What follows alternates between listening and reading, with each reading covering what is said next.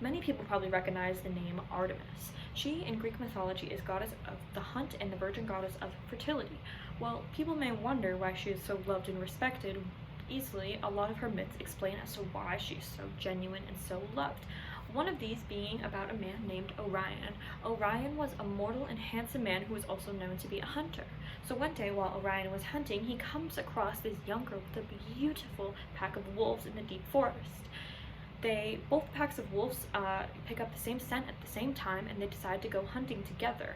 At the end of the hunt, Orion takes a good long look at this girl that he was hunting with all day and realizes that she is no mere mortal, but that she is indeed Artemis, goddess of the hunt.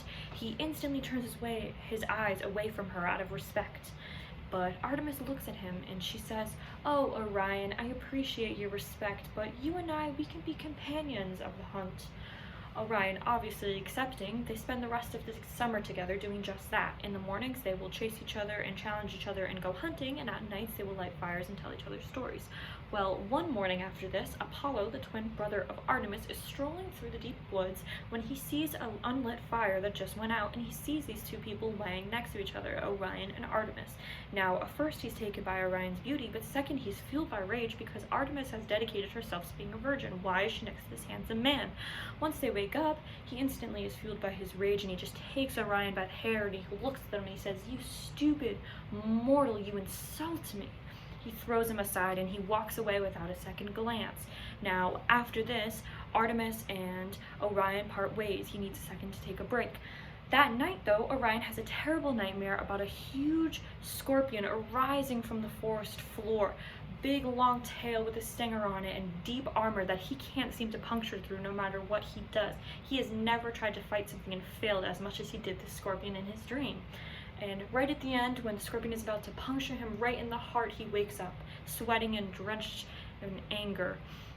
Now he wants to go tell Artemis to tell her about this dream, but when he looks outside, he sees the scorpion just as big, just as tough, and he tries to fight him again. It's like deja vu, just like the dream, but then he's backed up against the water and there's nothing he can do but jump in and try and swim away from the scorpion. Meanwhile, Apollo is going to Artemis and is saying, "Hey, you have a huntress in your pack that was assaulted by a man and he's trying to get away from you. He's in the ocean, you have to get him."